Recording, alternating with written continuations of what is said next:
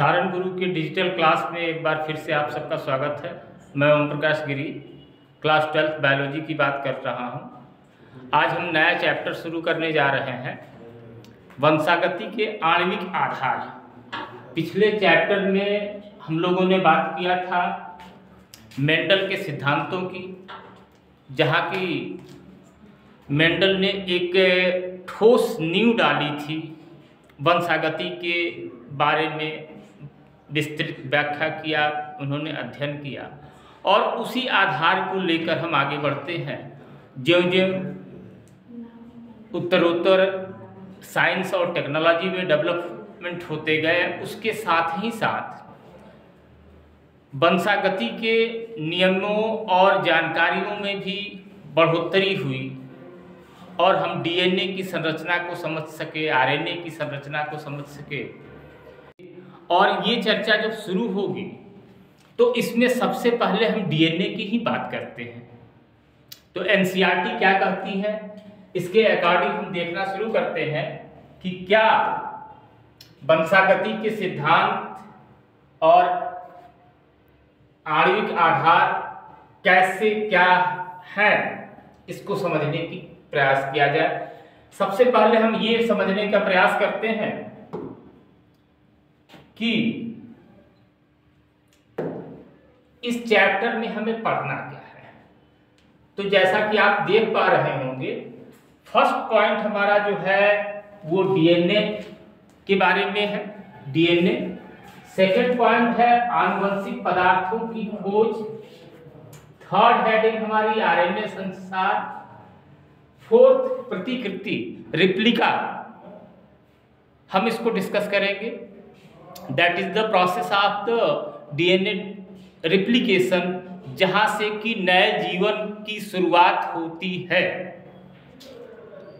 अनुलेखन, आनुवंशिक कूट, स्थानांतरण, ट्रांसफर, जीन अभिव्यक्ति का नियमन, मानव जीनोम प्रोजेक्ट HGP जिसको हम शॉर्ट में बोलते हैं, ह्यूमन जीनोम प्रोजेक्ट, और डीएनए फिंगरप्रिंटिंग। ये सारे टॉपिक्स हम इस चैप्टर में कवर करेंगे एक एक करके। तो सबसे पहले हम शुरू करते हैं डीएनए के बारे में बात हम करेंगे, लेकिन थोड़ा सा इंट्रोडक्शन हम देखते हैं क्या एनसीईआरटी हमारी कह रही है। पिछले अध्याय में आपने वंशागति प्रतिरूपों के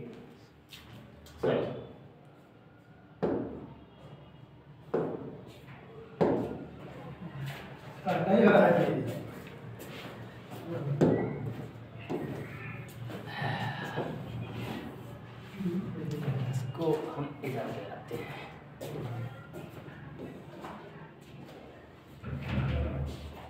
तो क्या करिए एनसीईआरटी, पिछले अध्याय में आपने वंशागति प्रतिरूपों के आनुवंशिक आधार, अब हम किसकी बात करने जा रहे हैं, आणविक आधार की बात करने जा रहे हैं। पिछले चैप्टर में हमने आनुवंशिक आधार की बात की के बारे में पढ़ा। मेंडल के नियमों के प्रतिपादन तक वे कारक फैक्टर्स वंशागति के प्रतिरूप को नियंत्रित करते थे। उनके बारे में कोई जानकारी नहीं थी। 100 वर्षों बाद अनुमानित आनुवंशिक पदार्थ का पता चल पाया। अधिकतर जीवों में यह आनुवंशिक पदार्थ DNA, deoxy ribo nucleic acid था। क्लास 11 में आप पढ़ चुके हैं कि न्यूक्लिक अम्ल न्यूक्लियोटाइड का बहुलक है, पॉलीमर, जो केमिस्ट्री में हम पढ़ते हैं, monomer and polymer, amino acid और प्रोटीन। सजीवों में 2 प्रकार के न्यूक्लिक अम्ल मिलते हैं, डीऑक्सीराइबो न्यूक्लिक अम्ल और राइबो न्यूक्लिक अम्ल। That's the DNA and RNA. अधिकतर जीवों में आनुवंशिक पदार्थ डीएनए होता है। Most of the living organisms हैं, उन सब में डीएनए ही जेनेटिक मटेरियल है। कुछ वायरसेज में आरएनए जेनेटिक मटेरियल आनुवंशिक पदार्थ के रूप में मिलता है, लेकिन यह अधिकतर वाहक के रूप में कार्य करता है। That is the transfer of information. इसको हम डिटेल में समझेंगे। आरएनए के अन्य और भी अतिरिक्त कार्य हैं। यह अनुकूलन, संरचनात्मक व कुछ स्थितियों में उत्प्रेरक कैटलिस्ट अणु का कार्य करता है। ये सारी बातें किसके रेफरेंस में आ रही है? तो डीएनए एंड आरएनए।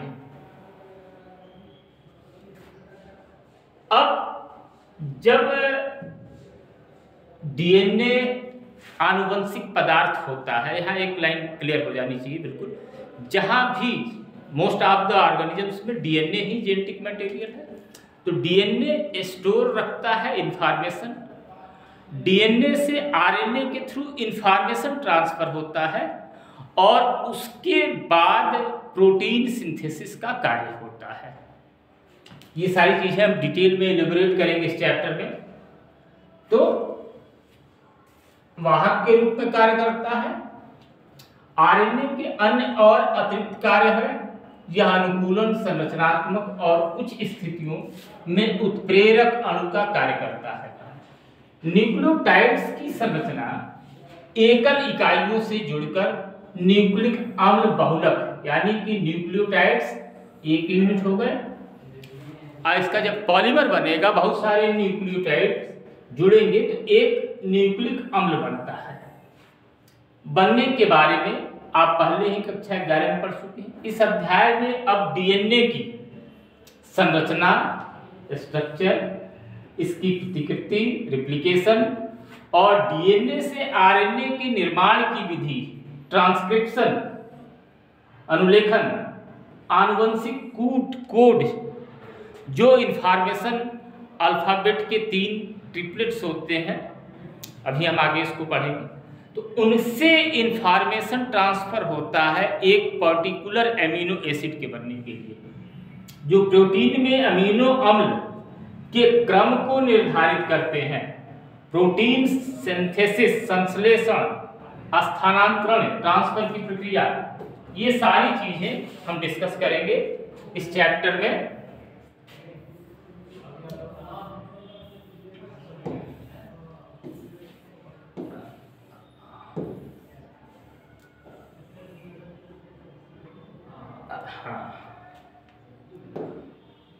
इनके नियंत्रण के प्रारंभिक आधार के बारे में पढ़ेंगे।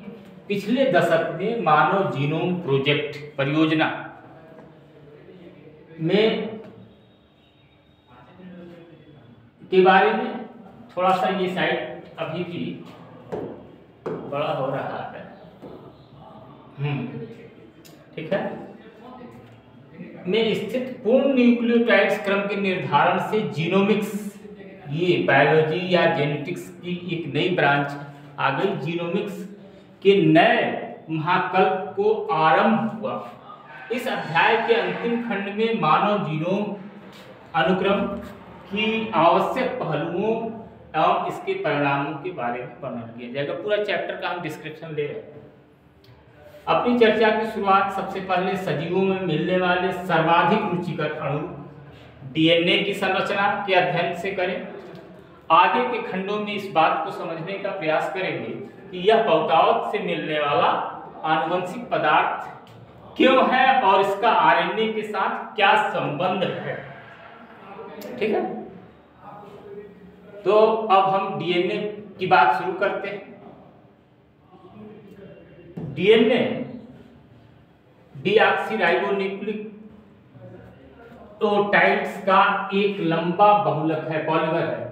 डीएनए की लंबाई सामान्यतः इसमें मिलने वाले न्यूक्लियोटाइड्स युग्म का संबंध क्षार युग्म से है पर निर्भर करता है। यह किसी भी जीव की विशेषता है। अब उदाहरण में ये साइज दिए जा रहे हैं इनको। उदाहरण, एक जीवाणुभोजी बैक्टीरियोफेज की साइज कहते हैं, इसमें 5386 न्यूक्लियोटाइड्स मिलते हैं। जीवाणुभोजी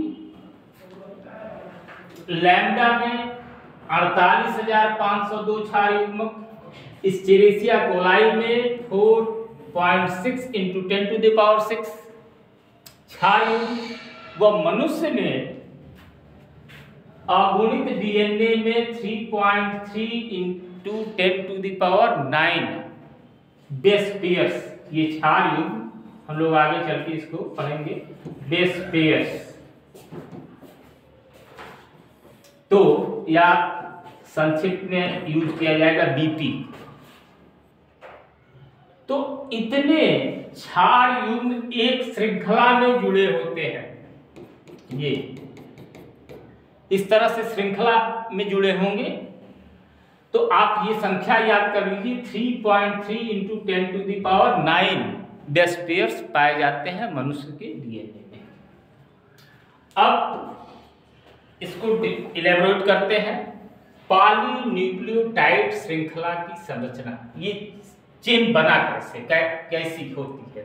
तो पॉलीन्यूक्लियोटाइड श्रृंखला डीएनए या आरएनए दोनों स्ट्रक्चर्स कंफर्म कर लो कि चाहे वो डीएनए है या आरएनए है, उसमें बनते किससे हैं, तो पॉलीन्यूक्लियोटाइड से ही बनते हैं। उसमें बेस चेंज हो जाएंगे, उसको हम आगे देखेंगे कि डीएनए में और आरएनए में बेस चेंज होता है। कि रासायनिक संरचना संक्षेप में है, न्यूक्लियोटाइड के 3 घटक होते हैं, नाइट्रोजन क्षार, पेंटोज शर्करा, आरएनए के मामले में राइबोज तथा डीएनए के मामले में डीऑक्सीराइबोज। क्लियर हो रहा है कि क्लाइन क्लियर होनी चाहिए। वहाँ राइबोज शुगर होगा आरएनए में, और डीएनए की संरचना जब होगी तो डीऑक्सीराइबोज शुगर होता है। और इसके साथ तीसरा घटक जो है वो फास्फेट ग्रुप होता है। अब नाइट्रोजनी क्षार, नाइट्रोजन बेस 2 प्रकार के हो गए, प्यूरिन्स एंड पिरिमिडीन। ये नंबर 1 प्यूरिन्स है और दूसरा है पिरिमिडीन। अब प्यूरिन और पिरिमिडीन में भी दो तरह के हैं। प्यूरिन में एडेनिन और गुआनिन है, पिरिमिडीन में साइटोसिन एंड थियामिन है, यूरेसिल एंड थियामिन। यहां फिर मैं क्लियर कर दूं, अब यही जो डीएनए और आरएनए में यूरेसिल और थियामिन का रिप्लेसमेंट होता है। डीएनए की संरचना होगी तो उसमें थायमीन होता है और आरएनए की संरचना में यूरेसिल होता है। यूरेसिल थियामीन को रिप्लेस कर देता है आरएनए में। बाकी ये दोनों तीनों बेस पेयर्स, दोनों प्यूरिन, एडेनिन, गुआनिन और साइटोसिन, ये एज इट इज रहते हैं। Is it clear? डीएनए और आरएनए का एक डिफरेंस यहां ले लीजिए। अब साइटोसिन डीएनए व आरएनए दोनों में मिलता है, देखो इलेबोरेट कर रहा है हमारा बुक भी। जबकि थियामीन डीएनए में मिलता है, थायमीन के स्थान पर यूरेसिल आरएनए में मिलता है, यही बात। अब नाइट्रोजनी क्षार, नाइट्रोजनी ग्लाइकोसिडिक बांड, नाम याद कर लीजिए, कौन सा बांड हो गया? ग्लाइकोसिडिक बांड द्वारा पेंटोज शर्करा से जुड़ के फर्स्ट कार्बन, पेंटोज शुगर है तो पेंटोज शुगर का मतलब कितने हो गए कि 5 कार्बन। अभी उसके स्ट्रक्चर को देखेंगे। हाइड्रोक्सिल से जुड़कर न्यूक्लियोसाइड बनाता है, यानी कि अब यहां हम देखते हैं पेंटोज शुगर हो गया। अब पेंटोज शुगर से कौन जुड़ गया? एक नाइट्रोजन बेस N2, हम सीधा लिखते हैं, बेस नहीं लिखते, N2। तो यहां जो बॉन्ड बनेगा वो कौन सा बॉन्ड बनेगा? ग्लाइकोसिडिक बॉन्ड ये बन रहा है। इस बॉन्ड का नाम होगा ग्लाइकोसिडिक बॉन्ड। अब जब बॉन्ड बन गया तो इसका नाम क्या होगा? न्यूक्लियोसाइड। अब इसके बाद न्यूक्लियोटाइड आएगा, जैसे एडिनोसिन या डीऑक्सी एडिनोसिन, ग्वानोसिन या डीऑक्सी ग्वानोसिन, साइटिडीन या डीऑक्सीसाइटिडीन, यूरिडीन या डीऑक्सीथाइमिडीन।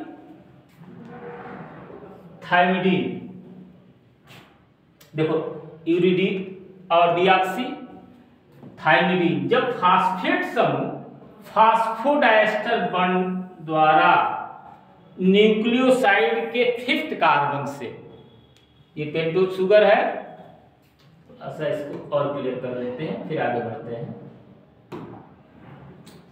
अब ये पेंटोज शुगर है, इसके 1st कार्बन से, पहले कार्बन से कौन जुड़ गया? नाइट्रोजन बेस जुड़ गया। 5th कार्बन से कार्बन 5, चलो कार्बन 5 से कौन जुड़ेगा? फास्फेट जुड़ेगा। कार्बन 5 से यहां अब फास्फेट जुड़ेगा। अब जब फास्फेट जुड़ गया, ये बॉन्ड कौन सा है? यहां पर फास्फोडाइस्टर बॉन्ड। तो अब क्या हो गया? न्यूक्लियोसाइड के 5th कार्बन से हाइड्रोक्सिल समूह से जुड़ जाता है, तब संबंधित न्यूक्लियोटाइड्स, डीऑक्सी न्यूक्लियोटाइड्स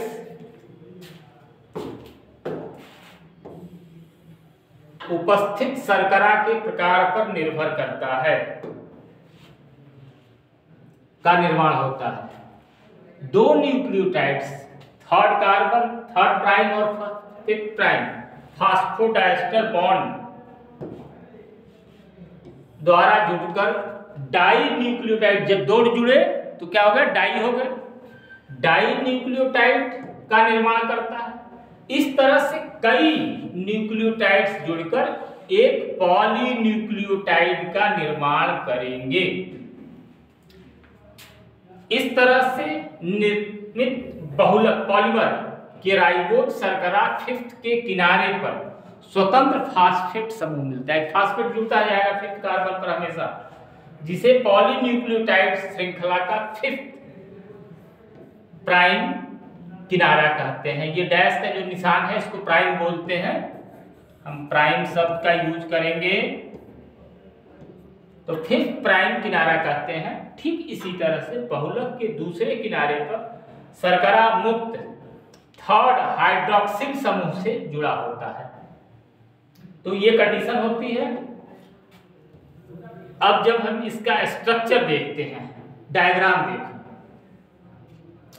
अब इस डायग्राम से हम पूरी बात को क्लियर कर सकते हैं कि कैसे स्ट्रक्चर है। ये जो संरचना है, इस संरचना को हम क्या बोलते हैं? Pentose sugar. ये है पेंटोज शुगर। एक पेंटोज शुगर, ये दूसरा पेंटोज शुगर, तीसरा पेंटोज शुगर, चौथा पेंटोज शुगर, यानी कि हम 4 पेंटोज शुगर हमारे सामने है। अब इसमें फास्फेट कहां जुड़ रहा है? 3rd हाइड्रोक्सिल पॉइंट है ये पहले हम देखते हैं। फ्री एंड, ये 3rd एंड इसका फ्री है, ये फ्री है, ठीक है। 5th से क्या जुड़ा है? Nitrogen base. ये सी जो है ये नाइट्रोजन बेस है, नाइट्रोजन क्षार है। सी बोले तो साइटिडीन। अब 3rd प्राइम पर ये, 5th पर ये जुड़ा हुआ है, और ये कहां जुड़ा है? 5th पर फास्फेट जुड़ेंगे। ये कौन सा बॉन्ड है? Phosphodiester bond. Phosphodiester bond. ये कौन है? Glycosidic bond. दोनों बॉन्ड हम क्लियर कर ले। यहां पर एक बॉन्ड है, एक बॉन्ड ये है, ये फास्फोडाइस्टर बॉन्ड है, ये ग्लाइकोसिडिक बॉन्ड है। इसके 5th कार्बन से ये जुड़ा। अब दूसरे वाले पेंटोज शुगर के से जुड़ा 3rd से ये, और 5th से फिर दूसरा जुड़ा। यही सीक्वेंस आगे बढ़ता जा रहा है। तो एक 1st कार्बन से ये नाइट्रोजन बेसेस जुड़ रहे हैं। ये सब नाइट्रोजन बेसेस हैं, 1 2 3 और ये 4 नाइट्रोजन बेस।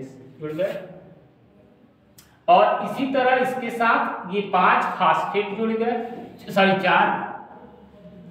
अब हम देखेंगे कि इसके दोनों एंड क्लोज है, एक एंड क्लोज है, थर्ड क्लोज है और फिफ्थ भी क्लोज है। अमूमन होता क्या है कि एक एंड फ्री हो, दोनों एंड फ्री छोड़े जाते हैं, तब नए बॉन्डिंग होगी।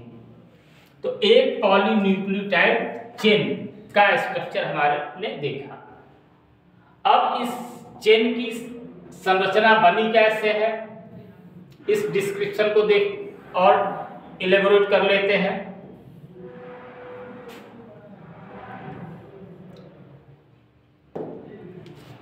थर्ड किनारा कहते हैं पॉलीन्यूक्लियोटाइड श्रृंखला के आधार का निर्माण शर्करा एवं फास्फेट से होता है। जो मेन लाइन है, सपोज दैट हम जनरल डीएनए का जब स्ट्रक्चर देखेंगे तो हम क्या देखेंगे कि 2 डबल हेलिकल स्ट्रक्चर है और इसमें 2 साइड में लैडर्स होते हैं, बीच में ये नाइट्रोजन बेसेस जुड़े होते हैं।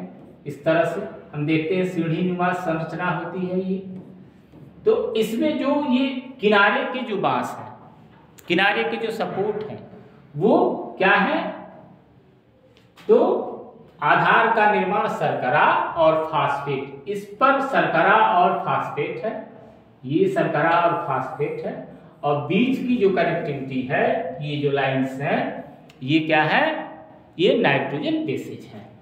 नाइट्रोजन क्षार शर्करा अंश से जुड़ा होता है जो आधार से प्रक्षेपित होता है। ठीक। आरएनए में प्रत्येक न्यूक्लियोटाइड अवशेष के राइबोसोम की सेकेंड प्राइम की जगह पर एक अतिरिक्त हाइड्रोक्सिल समूह स्थित होता है, एक्स्ट्रा हाइड्रोक्सिल ग्रुप इसमें होगा। किसमें, तो आरएनए में। ये दूसरा डिफरेंस है। पहला डिफरेंस हम लोगों ने देखा इसके पहले, आरएनए में थियामीन 5 प्राइम मेथिल यूरेसिल थेमिन का दूसरा रासायनिक नाम है कि जगह पर यूरेसिल मिलता है। यही पहला डिफरेंस हम लोगों ने देखा था कि थियामीन को रिप्लेस कर देगा यूरेसिल। अब एक नाम आ रहा है साइंटिस्ट का, बायोलॉजिस्ट का, जिसने बहुत बड़ा काम किया, फ्रेडरिक मेस्चर ने 1869 में केंद्रक में मिलने वाले यानी कि न्यूक्लियस में पाए जाने वाले अम्लीय पदार्थ डीएनए की खोज की थी। उसने इसका नाम न्यूक्लिन दिया। डीएनए खोजा तो इन्होंने, लेकिन उसका नाम क्या दिया, न्यूक्लिन दिया। ऐसे लंबे संपूर्ण बहुलक को तकनीकी कमियों के कारण विलगित करना, सेपरेट करना कठिन था। इस कारण से बहुत लंबे समय तक डीएनए की संरचना के बारे में स्पष्ट जानकारी नहीं थी। खोज तो दिया उन्होंने, लेकिन उसकी संरचना कैसी है, बनावट क्या है, किस तरह का है, कौन कौन से अणु मिले हैं, ये बात नहीं समझ में आई। अब इसके बाद क्या हुआ, मॉरिस विल्किंस व रोजालिंड फ्रैंकलिन बहुत काम किया था इन लोगों ने, के द्वारा दिए गए एक्सरे निवर्तन आंकड़े के आधार पर, बहुत क्रेजी जो होता है एक्सरे रिफ्रैक्शन इन लोगों ने कराया था, उसकी संरचना को लगभग इन्होंने चॉकआउट ही किया था। लेकिन उस ग्राउंड को लेकर 1953 में आ गए जेम्स वाटसन और फ्रांसिस क्रिक ने बाजी मार ली, ने डीएनए संरचना का द्विकुंडलित नमूना प्रस्तुत कर दिया, डबल हेलिकल मॉडल इन्होंने दे दिया। उनके प्रस्तावों में क्या हुआ,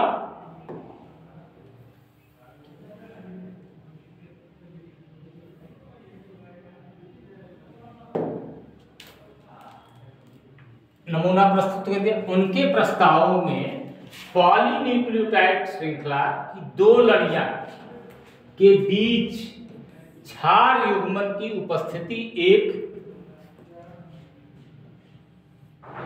बहुप्रमाणित श्रृंखला चेन थी। उपरोक्त प्रस्ताव द्विकुंडित डीएनए के इरविन चारगाफ, अब ये एक बायोलॉजिस्ट और आ गए, इरविन चारगाफ, के परीक्षण के आधार पर भी था, जिसमें इन्होंने बताया कि एडेनिन और थाइमिन तथा ग्वानिन और साइटोसिन के बीच अनुपात स्थिर यानी फिक्स होगा, वह एक दूसरे के बराबर होगा। यानी कि जितने एडेनिन होंगे, सपोज दैट हम कहते हैं कि किसी एक चेन में 100 एडेनिन है, तो थियामिन भी 100 ही होंगे। इसी तरह ग्वानिन 100 होगा या 150 कर लेते हैं तो साइटोसिन 150 होगा। यानी कि अनुपात स्थिर होगा और एक दूसरे के बराबर होता है। क्षार युग्मन पॉलीन्यूक्लियोटाइड श्रृंखलाओं की एक खास विशेषता है। क्षार युग्मन माने ये जो नाइट्रोजन बेसेज है, एडेनिन, गुआनिन, साइटोसिन, थियामिन की श्रृंखला, ये श्रृंखलाएं एक दूसरे के पूरक हैं, कंप्लीमेंट्री। उसमें एक निश्चित पैटर्न होगा। एडेनिन के साथ गुआनिन ही जुड़ सकता है, साइटोसिन के साथ थियामिन ही जुड़ेगा, ये बिल्कुल कन्फर्म है। इसलिए एक रज्जु में स्थित क्षार क्रमों के बारे में जानकारी होने पर दूसरे रज्जु के क्षार क्रमों की कल्पना कर सकते हैं। एक स्टैंड के बारे में अगर जानकारी हो, दूसरा हो जाएगा। यदि डीएनए, इसके पैतृक डीएनए कहते हैं कि प्रत्येक रज्जु नए रज्जु के संश्लेषण हेतु टेम्पलेट का कार्य करती है, बेस का कार्य करते हैं। इस तरह से द्विरज्जुकीय डीएनए, जिसे संतति डीएनए कहते हैं, का निर्माण होता है, जो पैतृक डीएनए अणु के समान होते हैं। इस कारण से आनुवंशिक डीएनए की संरचना के बारे में बहुत स्पष्ट जानकारी मिल सकी। तो आज की तारीख में हम बहुत हद तक इसको एक्सप्लोर करने में काबिल हैं। जितनी इंफॉर्मेशन हमारे पास अवेलेबल है, उन इंफॉर्मेशंस के ग्राउंड पर हम डीएनए के बारे में बहुत सारी बातें कर सकते हैं। क्या बातें हैं? 3 पॉइंट्स अभी हमारे सामने हैं। डीएनए क्या है? 2 पॉलीन्यूक्लियोटाइड श्रृंखलाओं का बना होता है, जिसका आधार शर्करा फास्फेट का बना होता है। बेस जो है शुगर और फास्फेट का होगा। वह क्षार, नाइट्रोजन क्षार भीतर की ओर प्रक्षेपी होता है। फिर से यहां मैं बना दे रहा हूं, 1 लाइन और ये 2 लाइन, 2। तो ये संरचना जो है, शुगर है प्लस क्या है, फास्फेट है। ये लाइन, ये लाइन, ये लाइन, और ये बीच में जो ये लाइन हमने 6 खींच दी, ये क्या है? तो ये है क्षार है, भीतर की ओर प्रक्षेपी होते हैं। एक पॉइंट। दूसरा पॉइंट क्या है? दोनों श्रृंखलाएं प्रति समान अंतर ध्रुवता रखती हैं। एंटी पैरेलल, इंग्लिश में इसको कहेंगे एंटी पैरेलल पोलैरिटी होती है। ये अगर 3rd प्राइम से 5th प्राइम, ये 3rd प्राइम से 5th प्राइम की ओर जा रहा है, तो ये होगा 3rd प्राइम से 5th प्राइम। इसी को कहते हैं प्रति समानांतर ध्रुवता। इसका मतलब एक श्रृंखला को की ध्रुवता 5 से 3rd की ओर हो, तो दूसरी की ध्रुवता 3rd से 5 की ओर होगी। ठीक, 3rd से 5, 5 से 3rd अपोजिट होगी। तीसरा पॉइंट, दोनों रज्जुकों के क्षार आपस में, अब यहाँ इसका एक रज्जु होगा, इसका एक होगा, इसका होगा, इसका होगा,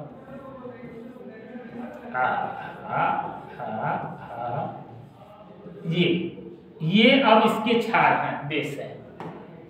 एक मिनट, ये इधर के बेस पेयर्स हो गए और ये इधर के हो गए। अब इनके बीच में भी एक बॉन्ड ये बनेंगे, और ये क्या होगा?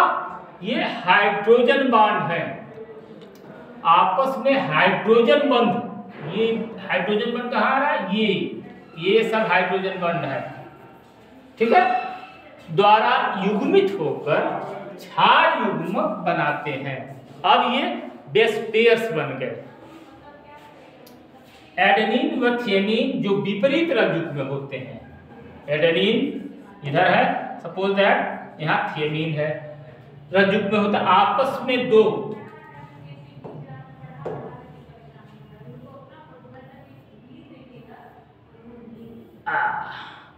हाइड्रोजन बॉन्ड बनाते हैं।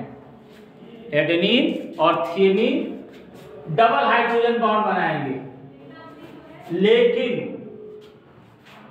इसी प्रकार से ग्वानिन और साइटोसिन की कंडीशन 3 हाइड्रोजन बॉन्ड द्वारा होती है।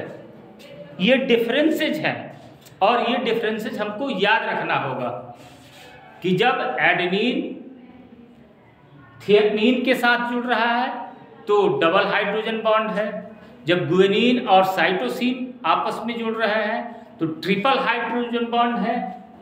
तो ये कंडीशन है, बधा रहता है, जिसके फलस्वरूप सदैव यूरिन के विपरीत दिशा में पिरिमिडीन होता है। यहाँ प्यूरिन होना चाहिए बेटा, यहाँ करेक्शन कर लीजिएगा, अगर आपकी बुक में भी यूरिन प्रिंट हुआ है तो यहाँ प्यूरिन होगा, प्यूरिन के विपरीत दिशा में पिरिमिडीन होता है। ठीक है, इससे कुंडली के दोनों रज्जुकों के बीच लगभग समान दूरी बनी रहती है, डिस्टेंस बिल्कुल इक्वल होगी। अभी आएंगे हम लोग उधर, देखेंगे कितना यूनिक स्ट्रक्चर है, और जिसको कहा जाता है ऊपर वाला या हम प्रकृति कहें, सुपर नेचुरल पावर कहें, जिसने हमारे शरीर को बनाया है, सारे जीवों के शरीर को बनाया है, कितना वेल ऑर्गेनाइज्ड पैटर्न है, कितनी छोटी संरचनाएं हैं और कितनी बिल्कुल सिस्टमेटिक है। देखिए डीएनए स्ट्रक्चर का जो जनरल हम स्ट्रक्चर बनाते हैं, एक स्ट्रक्चर दिया गया है और इसमें ये इंडिकेट किया जा रहा है कि ये बेस क्या है, बैकबोन क्या है। तो ये वाली लाइन जो है ये बैकबोन है, और ये बैकबोन बनी किससे है, तो ये बनी है पेंटोज शुगर और फास्फेट से, और इस दोनों बैकबोन्स के बीच में ये बेस पेयर्स बने हैं। इधर इसका बेस पेयर, इधर बेस पेयर, इधर इसका है और इसका है, बेस पेयर्स बने हैं, बिल्कुल वेल ऑर्गेनाइज्ड है। अभी इसके साइज की बात करेंगे तो बिल्कुल साइज कैसे नेचर ने अरेंज किया है। दोनों श्रृंखलाएं, अब देखिए सब एक एक पॉइंट समझते जाए, दोनों दक्षिणावर्ती कुंडलित होती है, यानी कि राइट हैंडेड होती है, लेफ्ट हैंडेड नहीं, राइट हैंडेड। कुंडली की पिच 3.4 नैनोमीटर, 1 नैनोमीटर 1 मीटर का 10 करोड़वां भाग होता है। सोच लो कितनी छोटी इकाई है। कुंडली की पिच 3.4 नैनोमीटर की होती है और 1 नैनोमीटर 1 मीटर का 10 करोड़वां भाग, इसको हम लिखते हैं 10⁻⁹ मीटर। वो प्रत्येक घुमाव में लगभग 10 क्षार युग्मक हैं। अब ये इस डायग्राम से हम लोग क्लियर कर ले, थोड़ा सा इस डायग्राम को सामने लाए।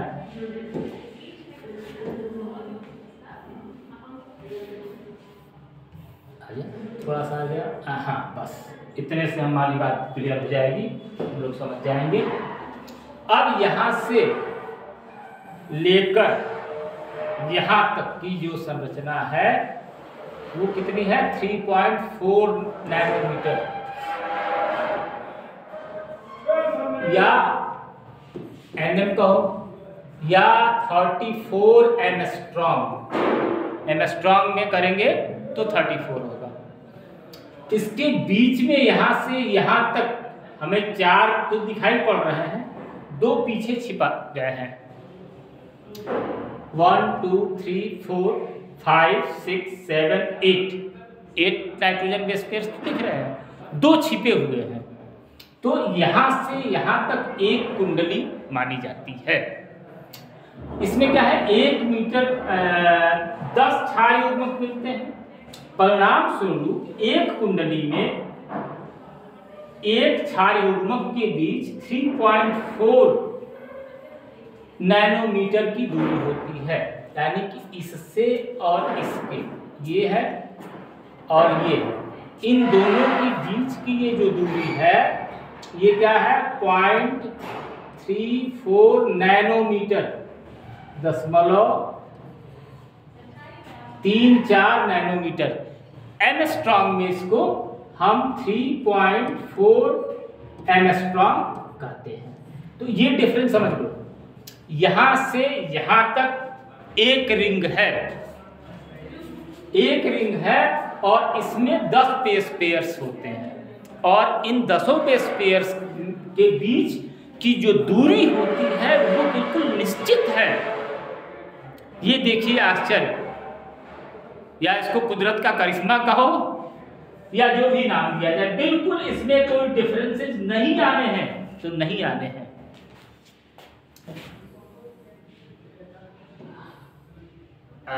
नेक्स्ट पॉइंट, 4th पॉइंट क्या है, द्विकुंडली में एक क्षार युग्मक की सतह के ऊपर दूसरे स्थित होते हैं, एक दूसरे के ऊपर है, नहीं देखा हम लोगों ने फोटो में। अतिरिक्त हाइड्रोजन बॉन्ड कुंडलिनी संरचना को अस्थायित्व प्रदान करते हैं। प्यूरीन व पिरिमिडीन की संरचनात्मक तुलना करो, हम करेंगे। क्या आप बता सकते हैं कि डीएनए में 2 पॉलीन्यूक्लियोटाइड श्रृंखलाओं के बीच की दूरी हमेशा समान क्यों रहती है? क्योंकि उसके बीच में अगर दूरी समान न हो तो उसकी क्रिया पद्धति, कार्य करने का तरीका बदल जाएगा, वो अपना अस्तित्व खो देगी। तो इसलिए उसकी दूरियां समान रहती हैं स्ट्रक्चर में। अब क्या हम देखने जा रहे हैं कि डीएनए की द्विकुंडलित संरचना का प्रस्ताव यू परिक्रमी है, यू टर्न लेता है। क्या प्रोसेस होगा, तो यू टर्न ले लेगा। कैसे? जो आनुवंशिक उलझाव का सरल तरीके से व्याख्या करने में सक्षम है। 6 ही आणविक जीव विज्ञान में फ्रांसिस क्रिक ने मूल सिद्धांत सेंट्रल डोग्मा का विचार प्रस्तुत किया। अब ये सेंट्रल डोग्मा देखो क्या होता है, समझने की कोशिश करते हैं। ये डायग्राम, ये डीएनए है, ठीक है। अब डीएनए की प्रतिकृति कार्बन रिप्लिका बनती है, फिर नया डीएनए बन जाएगा। एक बात ये हो गई यूटर्न। अब डीएनए से एमआरएनए बनता है, अनुलेखन होगा, नए स्क्रिप्ट लिखे जाते हैं, हिंदी में अनुलेखन, ट्रांसक्रिप्शन। और इस एमआरएनए में जो इंफॉर्मेशन आएगा उसी के अकॉर्डिंग प्रोटीन बनेंगे। दैट इज द रूपांतरण, ट्रांसक्रिप्शन एंड ट्रांसलेशन। ये 2 प्रक्रियाएं हो रही हैं। एक तरफ तो डीएनए ये कर रहा है, जिस जीव के शरीर में है उस शरीर में आवश्यकता अनुसार आवश्यक प्रोटीन का निर्माण कर रहा है। इसके साथ ही साथ जब कोशिका विभाजन होना है तो उस स्थिति के लिए भी अपने आप को तैयार कर रहा है। और वो तैयार करने की व्यवस्था क्या है कि प्रतिकृति का बनना।